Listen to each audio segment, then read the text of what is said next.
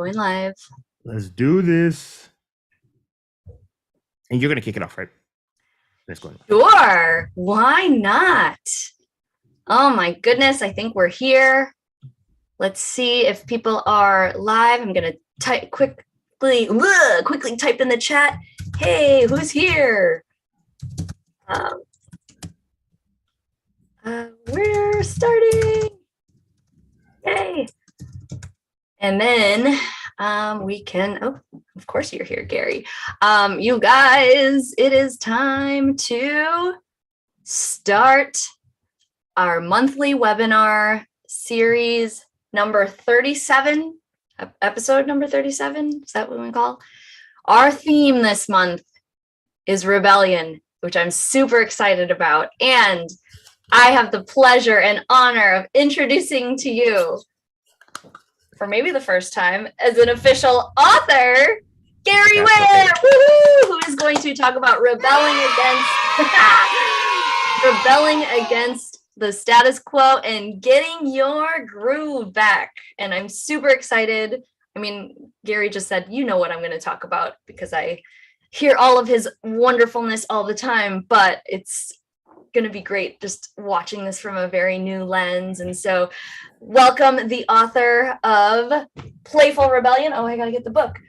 You have a nicer, fancier looking, because I have still your, yes, your, whoops, not for resale book, but look at the fancy.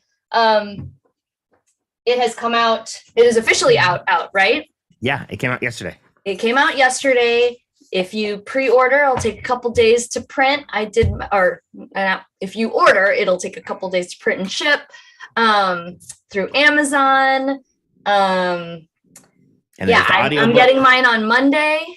Mine says it's coming on Monday, so I'm hoping that it'll come sooner than that. That's what she said. But yeah, there is Terry. He said his book is on his way. Woohoo!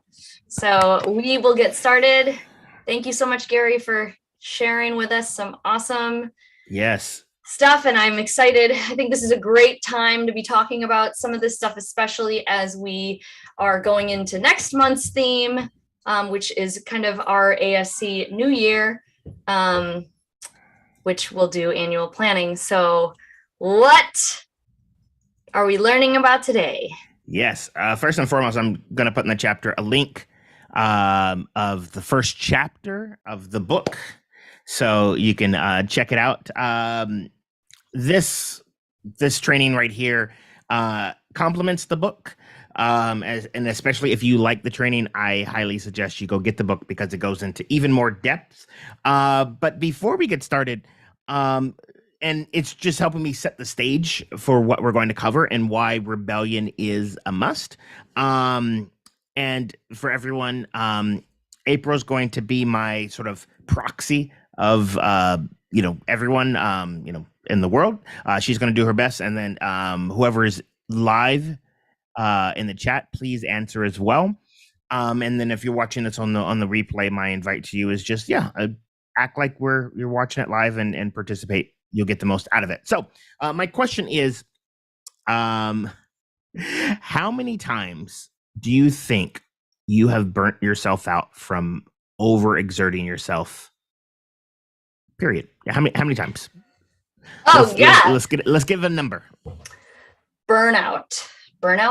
Like, yeah, you worked. You found yourself overworking yourself, and then you got to the point of no return. And whether you went over the edge or not, that's neither here nor there. Like, it's just how many times. I wonder if it's like safe to like define for yourself what burnout is, right? Yeah. So, I mean, I think that for me, burnout is I hit a level of like, I can't move forward anymore.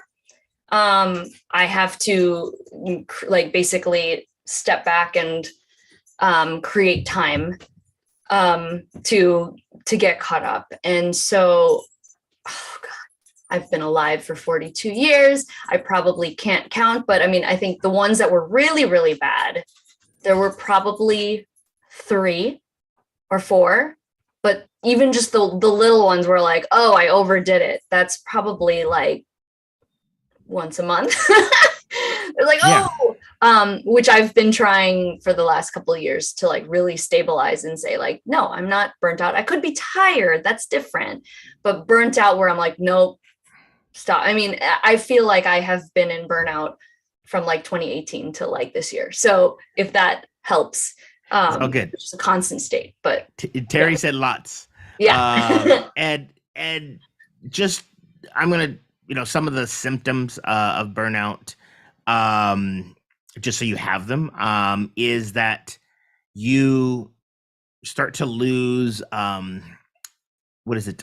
Your sort of zest for life. Not like, I'm not saying suicidal, but like things aren't as enjoyable as they used to be. Mm-hmm. That's one of the big things that you're going down the burnout train. The other thing, as far as burnout, is that when you're getting in that state, you tend to stop taking care of yourself.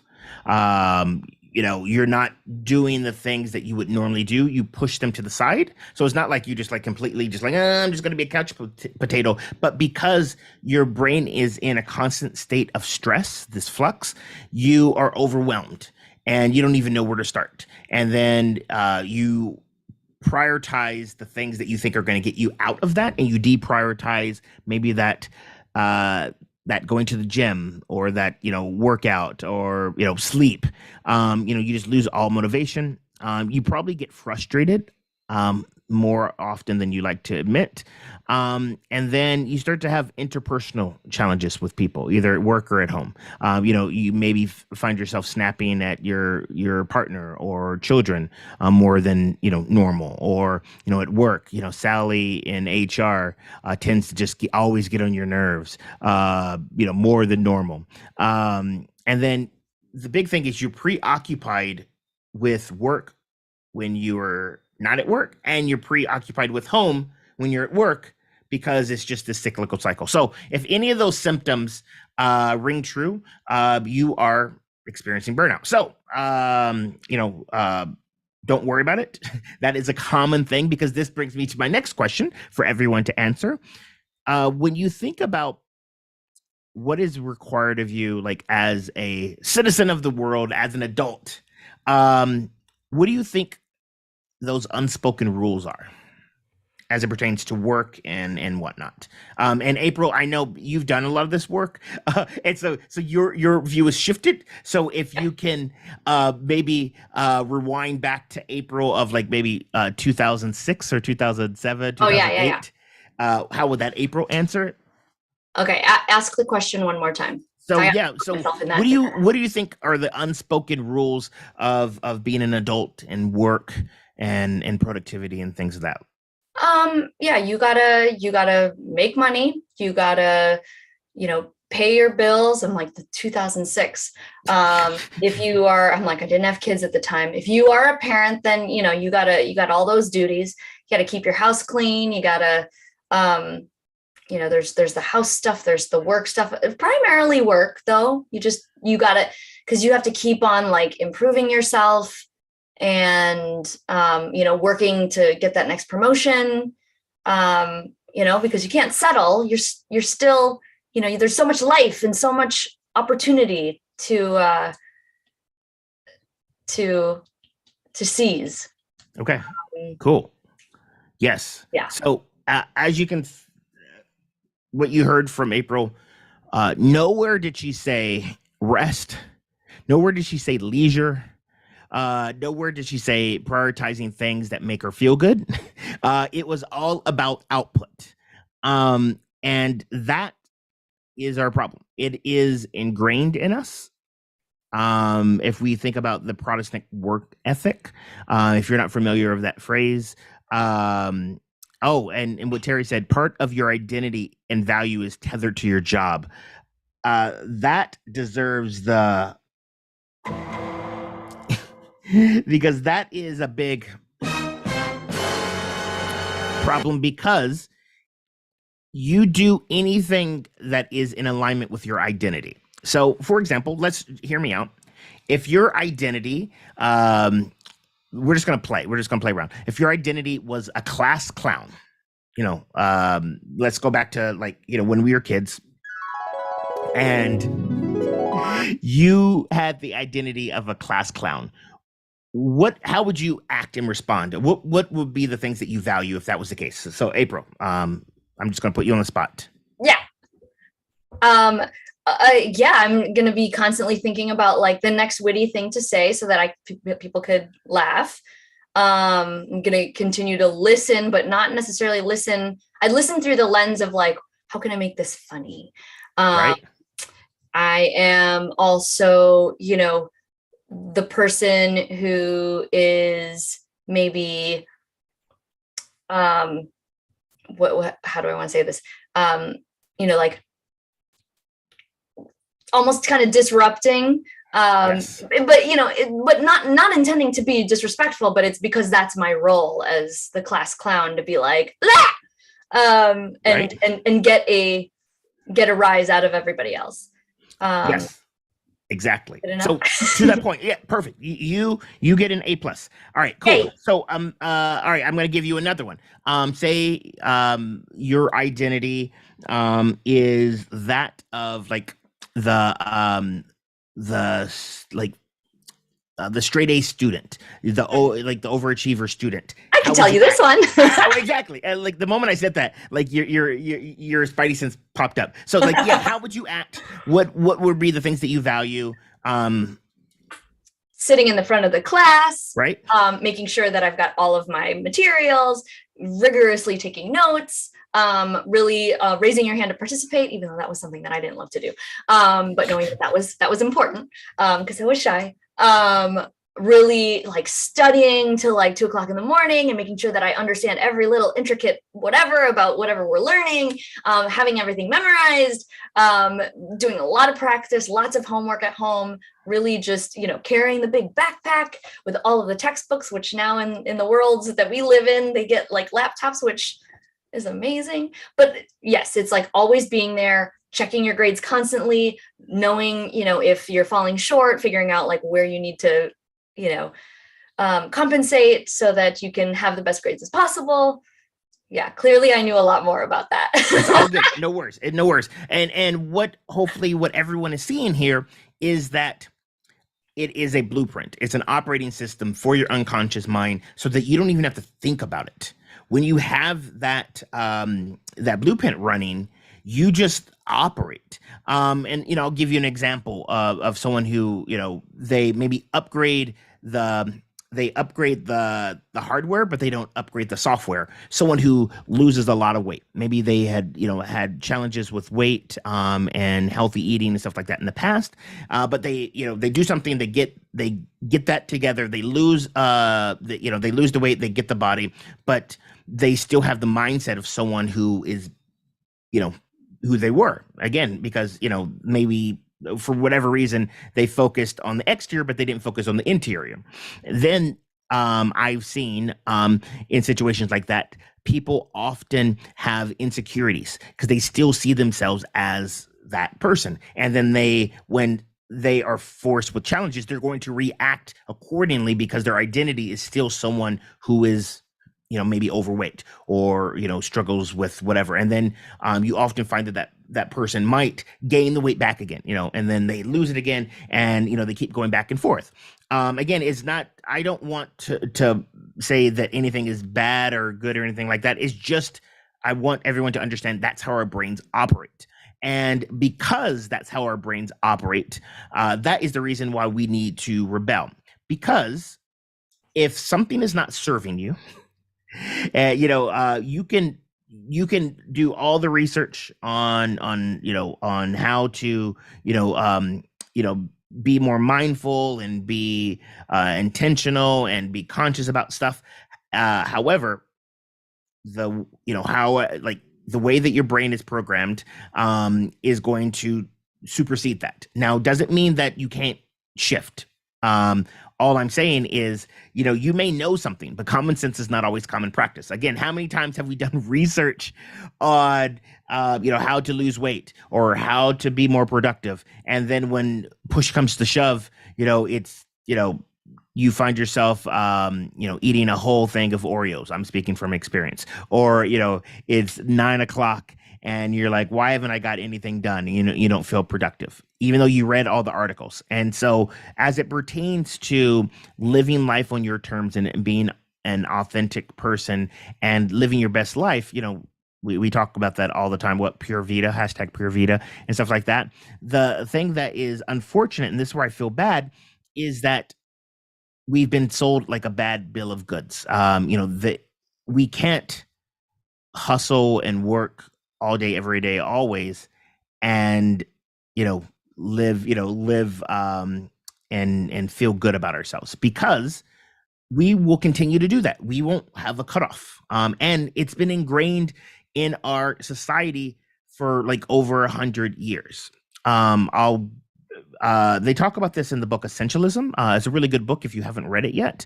And the essentialism is, how can you cut things down to the essential elements?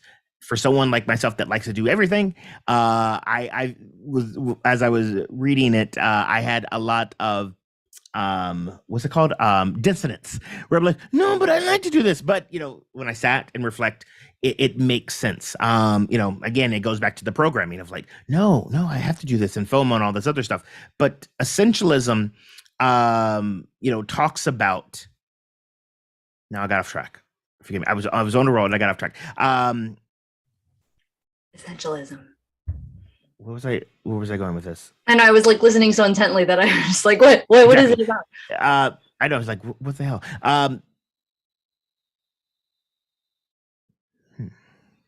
Well, my point is this. Just how we're wired.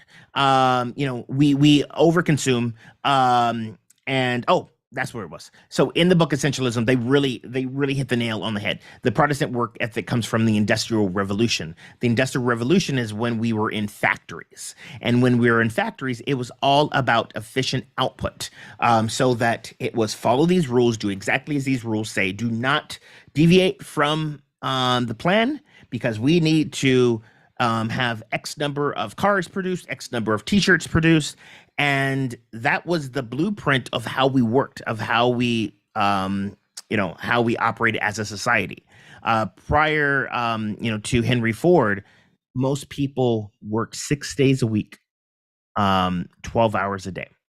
That, and actually, to be honest, I think in today's day and age, I think someone will say, oh, that sounds pretty good. But Henry Ford, when he had his factories and he wanted things to be efficient, he lobbied for having the 40-hour work week, 5 days a week, 8 hours a day, to protect his factory workers, because they were, coming to work tired, and there were accidents and things like that.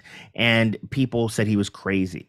But however, that is like the new norm, even though we exceed that.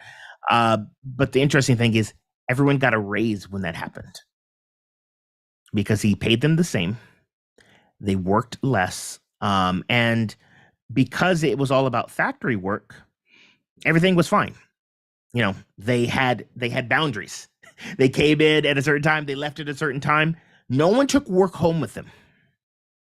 And the old sort of blueprint for life was all about, like what you said, Apryl, is like, oh yeah, go work for a good job where you can, quote unquote, get a pension.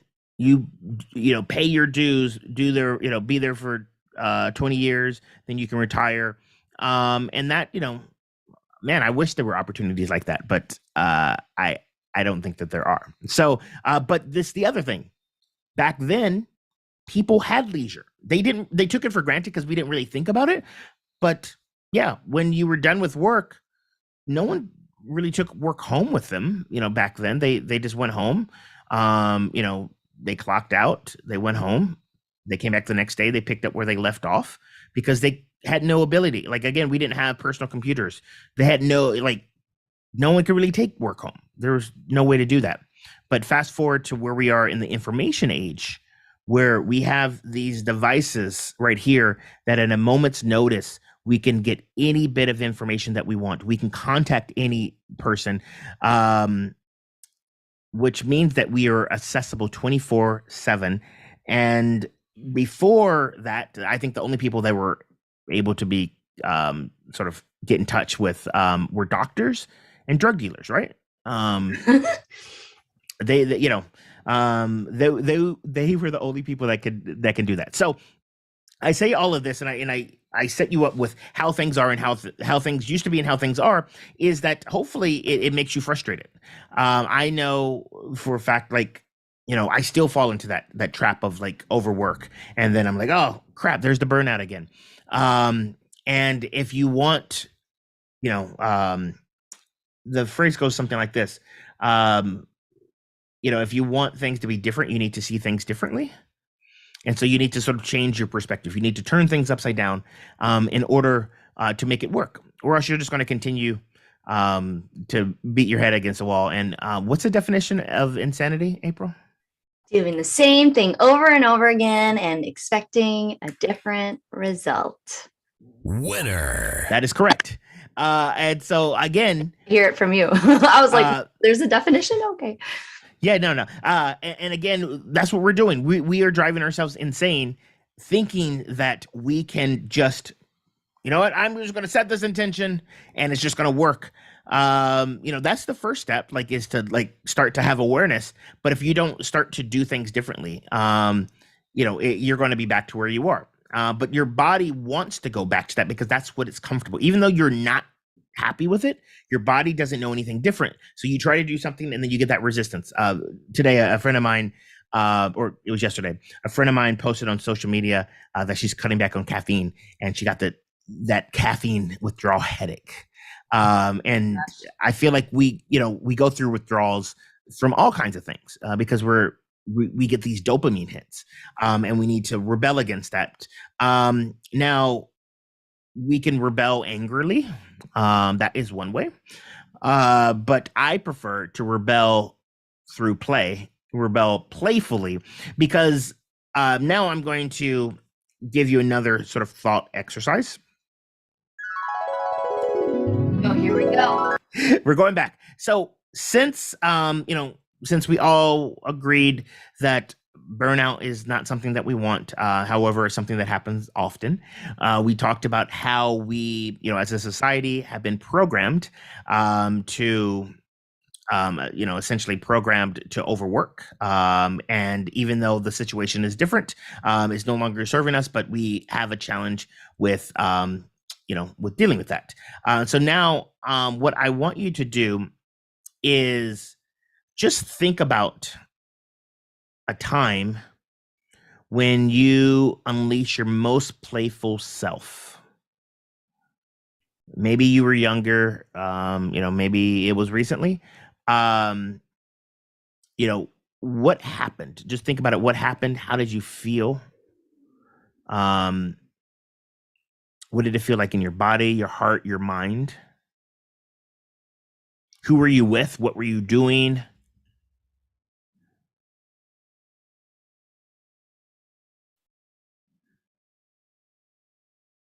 Now, take that essence, that feeling, and imagine if it wasn't just a one-time thing. Imagine if you can take that and sort of plop it down into your life experience. What would be different? How would relationships be? Just take a moment and think about that.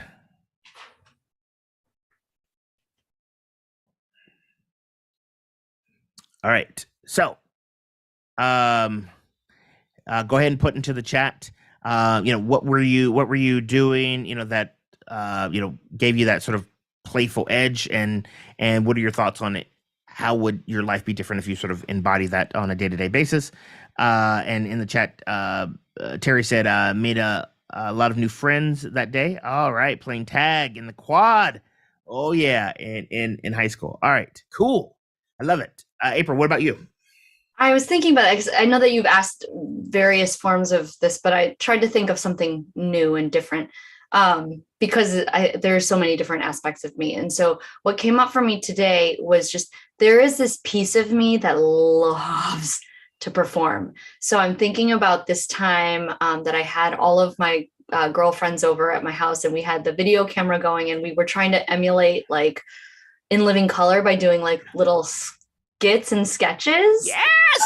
Of or videos of like, parodies of different um commercials. So like I remember there one of the ones that we did, we put little foil balls in somebody's hair and we were doing a dandruff commercial. Like we need Head and Shoulders, and I don't know what we called it, but it was like we were reenacting the whole thing. They're like, no, my hair is beautiful. And they're like, no, but you've got stuff in it. Like, so we kind of scripted and put together and improvised a little bit too. And then did a lot of like singing and dancing and just videotaping this. But like, there's definitely that performance aspect of me that like is my playful self.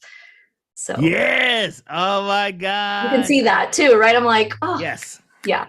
Yeah. And so taking that, how would your sort of day-to-day be different if you took that essence? And not saying that it will be 100% all the time, but maybe sometimes it's like 20%, or maybe sometimes you need to be like 60, 75%. Like, how would things be different? Again, thinking about the blueprint, like how would you respond to situations? I think, with that, it's just, I think not necessarily like, I'm never going to be like a pop star or whatever, but I think, I have also been trying to embed that a little bit more into my day-to-day, just because it breaks the monotony of like my constant structure. So as an example, on Monday, I worked out really hard over the weekend. I've had a couple hard weeks of work where I've had my head down, getting some stuff done. I was feeling accomplished. And so I just took the afternoon to take a break and, learned a song on the ukulele. And then, it's never perfect, but then I'm like, let me just put this on Instagram. And so that's kind of my like little break from that, but it's also a way for me to be visible. And, it's kind of showing that like, it's not always all about work all the time. And so I think that shows a more balanced version of myself, that it actually feels better than the like constant grind all the time. And I wasn't like planning like at 2:00 today, I'm going to, just learn this song. It was just like completely on a whim, but it like was what my soul needed at the time. It was like the self-care break I needed. So yes. Yeah, no, that was awesome. Am I answering right? you are doing amazing. Winner. That's two. Don't you notice, Apryl? I don't know if you noticed because this is who you are, but I'm noticing especially because we went back and we talked about the overachiever, the teacher's pet sort of thing. You sort of embody that for a time. You're like, hey, did I get it right? Of course you did. And then I was like, all right, you know what? That is who she is. So let me just sort of stroke that so that she can feel good. But yes, you're acing this. Yes. Gold stars all around, 500 points to Gryffindor. You were doing great. And D is here. Hi, D. Oh, D. Oh my gosh. Don't worry about it. You're here. We're happy that you're here. You came exactly when you needed to be. Terry mentioned that there will be more playing spontaneity in his life for sure. D, just to get you caught up, we're just talking about how, and this is stuff that in your work as well, how we are conditioned to overwork, which leads to more burnout. It doesn't serve us like it used to serve us like, decades ago. And in order to live the life that we want, that authentic life where we are experiencing joy, we need to rebel against that old programming. We need to change our blueprint. And that exercise of thinking about a time when we were truly playful and how it felt and all that other stuff, and then imagining putting that into our day to day. What I like to say is that, that isn't just a fantasy; it's a possibility. Instead of asking yourself, how could you get in a competitive edge and be successful on the proving ground? Because that's where most people play. They're on the proving ground. They're trying to prove to themselves or prove to, their audience, or prove to their boss, or prove to their partners that they are lovable or good enough and stuff like that. You should ask, how can you unleash your playful self in your life and work? That would get you the competitive edge. So I'm just going to put that there and let that shift again. for the people in the ASC, because you probably have heard me talk,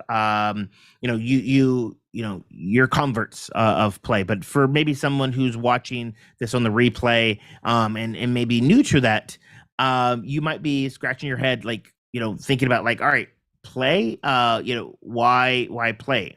And what isn't that what kids do? Yeah, that is one area of play. Play is doing something for the sake of it, when the action of doing it is the reward. There is an author and researcher, his name is Brian Sutton Smith, said the opposite of play isn't work. The opposite of work is depression. Because, again, when you're doing something that is playful, you are producing things in an alert, non-stressed frame of mind. Who wants to be more non-stress? You are intrinsically motivated. You're doing it for the sure pleasure of doing it. It's done freely. It's not coerced. Like, no one is forcing you to do this. Like, again, we're not compelled by our addictions. Again, when we look at some play, that is like overly competitive, that gets out of the realm of play. But it's structured by rules that we invent. We're bounded by, like, an agreement that we are playing, and this is how we play.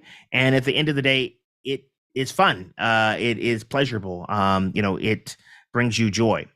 So any activity can be play, as long as we're doing it out of our own free will and for our own enjoyment. But here's the thing about play, and this is why most adults, in my opinion, don't play, is because it's very vulnerable. It's a risky situation. Think about, Apryl, when you were doing In Living Color and stuff like that, you were in a safe environment. It was with you and your girlfriends, right? You felt comfortable doing J-Lo. that, right? However, you might not have done that in a situation where there were people that you don't know.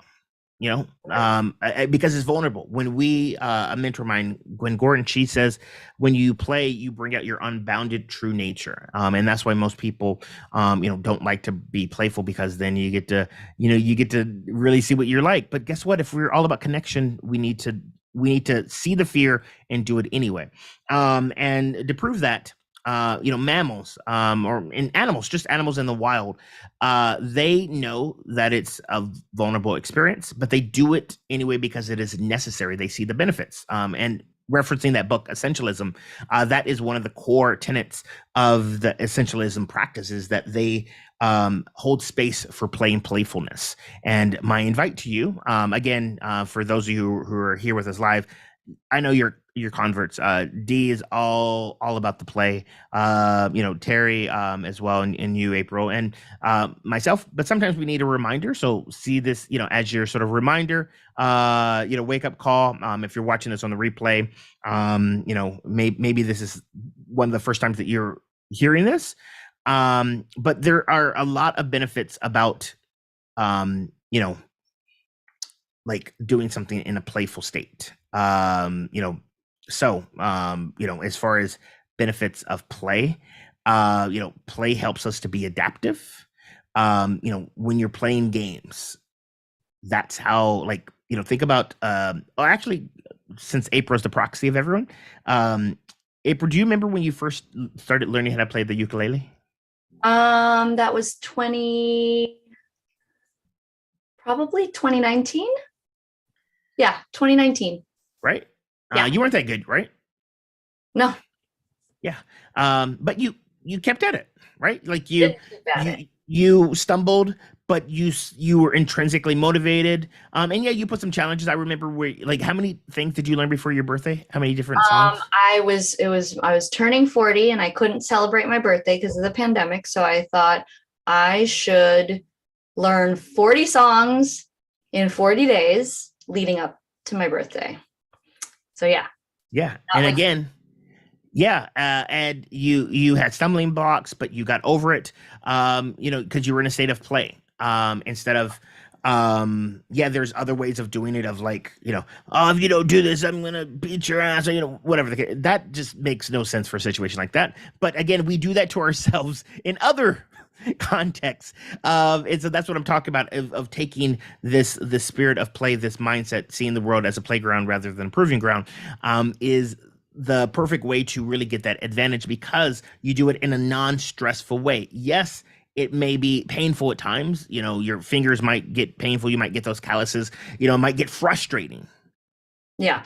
However, you willingly overcome that. And Terry says in the chat, cool way to turn 40. I know, right? We're on her YouTube channel right now. So just go back and look because a lot of them are still on here, right? I started to try to put them on YouTube, but they're all There's on some on here. Instagram. Yeah. Yeah, they're all on Instagram. But I'll find April's Instagram. And you know what's really, really interesting about that whole process, just because there's like something that I want to point out when it comes to like play. Yes. And it's something that I personally struggle with a lot. And it's just this idea of like, when you are playing, you're not trying to necessarily impress anyone, right? You're doing it for your own joy. Like it's kind of a selfish not mood, but more in a way that like you're feeding yourself rather than feeding others. And a lot of times when you've got, you know, you're playing, you know, a game that is competitive, you are comparing yourself to others, and you know that might be part of the game, but like when it shows up in life, there's this constant like, oh, I'm going to try to do this, but then you're thinking about like, well, how does everybody else do it, and I want to do it better. And so you know, it's really important to think about when you're playing that you're not necessarily focused on the outcome or how you are doing it in comparison to other people, right? Because if I was trying to sing like Demi Lovato, there's maybe times that I could do it, but I would also probably be in silence, like recording the same song like 50,000 times to sound like her, because it doesn't always come out that way. And maybe even for her, like the way that she wants it to sound doesn't always, you know, but there's always that comparison piece. But if you're just doing it without thinking about the outcome and really just doing it to enjoy the process, the value of the play will be just so much better in my opinion. And that's just kind of what I've been thinking about. Yes, I love it. Yes, that I give you the winner. Oh, I'll get the winner. I'll give you the winner. Winner. That's winner. Right. Counting my points. My inner competitiveness. Right? You're currently winning. Speaking of that competitiveness, in the chat, a few things. Dee mentioned, love this, need to bring more play into our lives, helps us in so many ways. Agreed. The rise of over competitiveness in play, especially for kids, is something that Dee likes to talk about a lot. And then, you know, she also mentioned that she's guilty. What I'm definitely guilty of. Play advocate, heal thyself. I tell others to, bring it to their lives. And forget to do it ourselves. Again, you know, we may know it, but you know, it's still challenging at times. And it's always great to hear reminders over and over again. And so again, you know, we talked about why we need to rebel. You know, we talked about play, so we had a little introduction of play and why play is important. And you know, another thing about play is that play helps us be creative.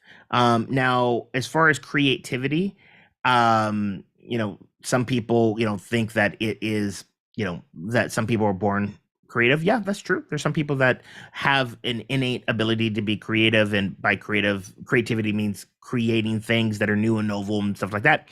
But creativity can be learned. There was a psychologist, his name is Donald McKinnon. He did research in the late 70s on creativity, and he found that creativity had nothing to do with a person's IQ. Creativity is a function of an open state, getting your mind in that sort of default state. So like when we're in sort of that dreamlike state. So if you're trying really hard, you're probably not in the right state. You need to sort of just sort of chill. But nothing puts our minds into an open state faster than play. And when we're in that playful state, it can help us be bold and adventurous. And so there was a study where these two groups were told to come up with as many ideas as possible. Group number one would just go do it. Group number two, they were told what to do. However, they were instructed to pretend that they were 7-year-olds. Now, question, I'm going to ask Apryl, and feel free to put that into the chat, what your answer is. What group do you think what group do you think came up with more solutions? Probably the 7-year-old one. Right? Yeah. All right, cool. I know it's a trick question. Yeah. Group number 2 came up with specifically 30% more solutions because they were in that mindset because they, were instructed to be 7-year-olds. Again, going back to that identity thing. So when we think about how 7-year-olds behave, so then they got plain, then they were willing to be bolder, willing to make mistakes. And then at the end of the day, it helps us be adaptive. I know from, especially in the pandemic, where I thought prior to the pandemic, I thought everything that I did in my sort of work, had to be in person. And guess what? I couldn't do that due to a global pandemic. So I invited myself to sort of play around and found that, yes, you can create meaningful connections in a virtual environment. Sometimes you can create even more so if done with intention and whatnot. So again, allowing myself to play and be playful, I was able to be adaptive. It makes that uncertainty a little bit more delightful because as adults, we sort of have an issue with uncertainty. We need that control and command. And it's kind of scary. But when we play, we love it, right? If we were playing and there wasn't some level of surprise, that would be boring, right? We would stop playing. Would you all agree? So again, taking the essence of play and putting it into our day-to-day where there's lots of uncertainty, it helps us be more open to it and as a result be more adaptive. And so one of the things that we need to do as a way to rebel is we need to heal our inner child. And for the people that are watching this, you might think, what are you talking about, hippie? But there is a part of us that when we were younger, it just, we had to protect ourselves for whatever reason. Most people grew up with some form of trauma in some way, shape, or form. It is what it is. I'm not here to go over, we're not here to have a trauma competition of one-upping each other on, oh, you want to know some trauma? Let me tell you. No, just know that just by being alive, you've experienced trauma.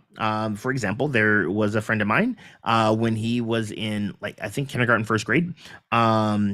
In April, I think you might have heard this story. He was on the playground with a new kid in class, and he wanted to introduce himself, and the kid hit him in the head with a toy truck. Yeah. That's trauma. That's a traumatic experience. He got over it, but the interesting thing is he didn't realize until years later in therapy that the reason he has a challenge making new friends is because of that one incident. Yeah. It's crazy. Right? We put it behind us. It gets sort of shoved down into that trunk that's called our memories. And then, we move on. And so, part of our, inner selves has this fear of being disciplined or getting something wrong or whatnot. And so what I mean by healing your inner child is just taking a moment and realizing that, all that stuff that happened when I was a kid, I made those decisions as a kid. Again, going back to a 7-year-old.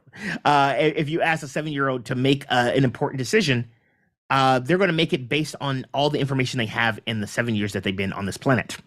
Right. We've been on this planet way longer. So now we have more insights and whatnot. So there is, I'm going to put it into the chat and we'll make sure that it's in the comments for our session when we put this up for the replay. I have a meditation on working with your inner child. And so you can go through that. It's really, really, really fun. It's very freeing. April, did you end up doing the inner child meditation? I think so. I feel like, yeah, I've definitely listened to it. Yeah, for sure. So the inner child meditation is basically you take a situation that you want to deal with your inner child, and there's some pre-work ahead you think about with some questions, and then I sort of guide you through a little meditation, then I ask you some questions. So what happens here is that a lot of that stuff is sort of stored there, and if you can just start to tell your inner child that, hey, guess what? Everything is safe. I got you. Then when you're put into these situations, you're less likely to have this unconscious response. Like, for example, for me growing up, I was punished a lot of times. I was that class clown. And so I know how to act that one out a lot. And so I was punished for doing playful things.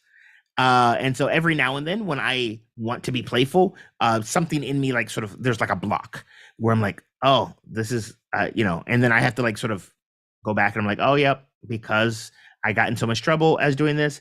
My unconscious mind is like, Gary, you don't want to get into trouble. And I'm like, hey, guess what? I got you. We're cool. And so once you start to find out what those blocks are and release them, it takes time, it takes practice. It's not like a one and done and like, oh, everything is healed, hallelujah. Some people maybe, but results may vary. And Dia the chat mentioned that she's in the process of doing some inner child work right now. Awesome, cool. Love to chat with you about that. That is cool. I love it. Thank you for sharing that. That is badass. Hold on, I'm trying to figure out the child, inner child. All right, copy link. All right, cool. So I'm going to put this into the chat for y'all to check out. All right. If you could just at least click it and let me know if it brings up something, that would be great. But anyways, once you start to do that, then you will be less likely to have these unconscious limitations that show up. So that's the first step. The next step is, and this is something, I did this intentionally for adults because we have this, like sort of way that we're viewing the world as a proving ground. And when you view the world as a proving ground, you see the people around you as competitors. You are going to play it safe because, you're not going to necessarily stick your neck out too much because you don't want it to get chopped off. And you probably overwork yourself because, like Terry said, your identity is tied to your work and your worth. And that is a recipe for disaster. And to start to see the world as a playground, it's not an easy thing. You have to start with some baby steps. And so it's all about developing habits. People who I call play rebels, that rebel, against the status quo and against, that inner programming, they do a few things. They follow their compass of joy. And what your compass of joy is very simple. I just want you to think about what is something that you've done or do that brings joy. And for some of you, your compass of joy probably not calibrated correctly because you probably thought those things were childish and you probably put them out of your mind. So I want you to maybe go back a little bit further to probably before 13. And what were the things that brought you joy? What is one thing? Go ahead and put that into the chat. What is it for you? You sort of mentioned performing. Is there anything else, Apryl? I don't know who I was talking about this with. Maybe it was in one of our ASC weekly meetups. But I have been laughing because so my husband got into Wordle recently, and so he's doing the one that's on the New York Times, but then there's like an app that kind of does the same thing, slightly different. So he'd always like, do you know what this word is? And I'd always very easily find it. So I'm like, I should be playing this game too. So I was playing that game, but when some of these games that you download on your phone, they like make you watch an app every time you beat a level. And it's like excruciatingly painful unless you pay for the stuff. So the last week I have been like looking at all the ads and I'm like, you know what? That kind of looks fun. I'm going to just download it. And then, it's the choice of like, is it actually what it is it as advertised or not? But there's a piece of me that like loves organizing. And Gary, I've talked to you about this. Like I'm like, my play is kind of lame in the sense that, and it's totally my personality, but like, there's that game where you've got like all the different like beakers of different like colors. Yeah. And it's like the stupidest thing, but I was like, I'm gonna download it because I want all the colors in the right order. So that's a thing that like brings me joy. But I mean, I I stopped after a little bit, but it's like those types of organizational games that like I love. I don't know why, but I do, but it's funny. So yeah, but Yes. anything that's organizational, like I love doing puzzles, like all of that type of stuff that requires organization, like that's my jam. Awesome. All right, cool. And Dee mentioned playing pretend with friends, pretending to be characters from our favorite TV show and going on adventures. I love it. Terry mentioned making characters for stories and collecting lots of Pokemon, Yu-Gi-Oh cards. Woohoo! So the next logical question is Apryl. From pick one of the things that you mentioned. What superpowers do you think you are developing by playing that game? I don't know. I think that there's like mental agility in a sense, or like trying to create structure. Oh my God, this is totally me. But See, it's yeah. all good. Don't even trip. Don't even trip. It's all good. Yeah, because it's problem solving, trying to, trying to put things in order, and strategizing. I think there's, not the crazy strategizing that you would do in like a game like Settlers of Catan. That's like too much, but it's like the tiny little things that help you streamline, streamline play, right? Like oh my God, there's this one game that I'm playing right now that it's like you have all these cars crammed in a parking lot and you have to get them out. Yeah. You have that game? And I'm like, ooh, do I want to pay for the ads so that I can continue to play this? But it's like, it's really fun. And then like I get mad when like I move a car in the wrong direction and there's an obstacle in the way or like a wall and I'm like, dang it. But then it's all about like, how can I do it faster and get all the cars out as quickly as possible. So there's definitely that piece of like wanting to streamline, wanting to figure out a process and like one-upping it and making it even more and more efficient. Which is what she does on a day-to-day basis. This is like what I'm like love. I don't know. I'm like such a nerd. But yeah, that's me. Cool. So it's all good. But again, it brings you joy. It taps into that intrinsic behavior. And because it's in a low stakes environment, that's the beauty of play, is you are allowing yourself to practice that and get better at it. So yeah, love to hear from Dee and Terry on how the things that bring you joy, how those things are, what are the superpowers that you are getting from that? Some people don't really think about it that way. So if this is the first time you're thinking about that, congratulations, it's awesome. But then here's the thing, and this is where the work that Apryl does will really highlight this, is if you want to follow your compass of joy, this means you need to have discernment. You can't do everything. And so, most people, and this is why they have a challenge with this, because they think, oh, if I follow my compass of joy, I'll end up just drunk in a ditch, high on meth or something like that. Maybe, but are you sure? Whose voice is that? Because again, the old way of living, states that we can't be left to our own devices or else we'll do something bad. Again, that's why the Protestant work ethic meant that we work 6 days a week. The one day that you had off was Sunday, and most people went to church. But what are the things that bring you joy? And you have to, again, once you start healing your inner child and releasing those limiting beliefs that play and joy is a bad thing and frivolous, you'll realize that it actually energizes you. And how can you start making decisions based on, what is this going to, is this in alignment, as Apryl likes to say, with my values? Is it in alignment with the things that I'm working on with my within the wheel of life? And how can I still continue to be playful with that? Some things you're going to have to say no to, and that means you're going to have to make a sacrifice. But the people who are play rebels realize that, that is more important than trying to do everything for everyone. And then as a result, you're getting nothing done.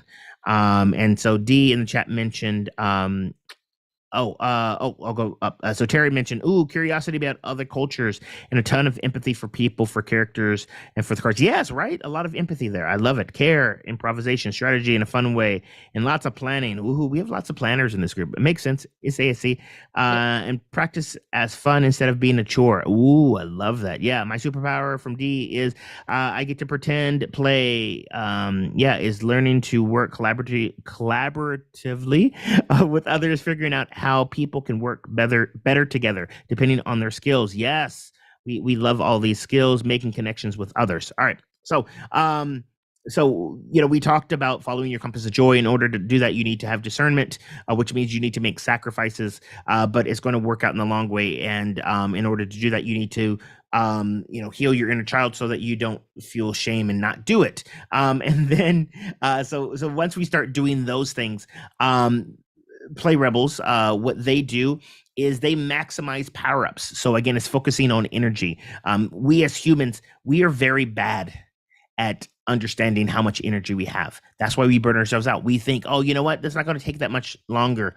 Or I have enough energy to do that. Let me just power through. That is someone who sees the world as a proving ground. Someone who sees the world as a playground realizes, oh, energy's low. What can I do to power up? And it's not checking email. It is not, going on social media. It is doing those things that are going to intrinsically bring you joy. So that is that. And then just because we're running low on time, I'm just going to get through the other one, is that they have acceptance of reality. And you're like, what does that have to do with playfulness? Well, guess what? If you have an acceptance of reality, you will realize that, you know what, not everything goes my way, but that is okay. Oh my God, that just rhymed. I did not intend that to rhyme. I love delighting myself. I'm like, oh man, I'm so cool. But it's just like realizing that, you know what, sometimes I'm going to be a mess, and that's okay. It's okay to be a mess. You just can't stay there. I talk about that in my book. I go into that in more detail. But when you have radical acceptance of reality, you realize like, all right, cool. This is just how it is in this moment. And I have a choice. I can either, what I learned just a few days ago, I can shoot the second arrow. So, when you get bad news, that's the first arrow. Oh my God, that hurts. It sucks so bad. But then you sort of realize like, all right, cool, that happened. And then usually the second arrows we shoot at us to ourselves, and that's the suffering. Do you want to suffer, or do you want to just move on? Or I like to say, do you want to be happy, or do you want to be right? Your choice. But Play Rebels have radical acceptance of reality that helps us, again, have that discernment that helps us to follow our compass of joy. And then Play Rebels, they seek out other invitations to play because they understand that play is essential to life. It is that spice of life that we all need. So, having said all of that, Apryl, since you are the proxy, what are your thoughts? What are you thinking? What is this making you think about? And what are you going to play with as a result of this? And for everyone in the chat, I'd like to have you do that as well. Well, the first thing that's coming to mind is that we need to all purchase Playful Rebellion by Gary. Because all of the stuff that we've been talking about is he puts it so eloquently in this book. And I think, it's great to sit here and talk about it for an hour. And he's definitely given, a lot of good nuggets from the book, but there's just so much more. So put that book up again. Playful Rebellion, woo! On Amazon and all bookstores now. Go get it. Go support Gary. But to answer your question, which now I'm like, what was the question again? What are your takeaways? What are you going to do differently? What are you going to play with? I mean, I think that the biggest takeaway for me is, and of course you guys all know that I've been doing a ton of this work, and I'm obviously 100% advocating for everything that Gary does, because it is like having Gary in my life has been such a, like, he's like the guy on my shoulder that like reminds me that like I need to play more. And I do like to play, but it's, he's the daily reminder that did I do that yet? And I've been trying to, being the person who's like, I need a process around it. It's like, I literally on my daily checklist is like, watch TV, play games, or play the ukulele. Like that is like a must for every single day for me. So like, I'm really making sure that I'm finding time to play. But I think that the big thing that I took away today, because I always take away new things, is just this idea of we constantly have to think about what we're doing out of habit or obligation, or just because that's what like the world is telling us we need to do, however old you are, or like whatever your life path is.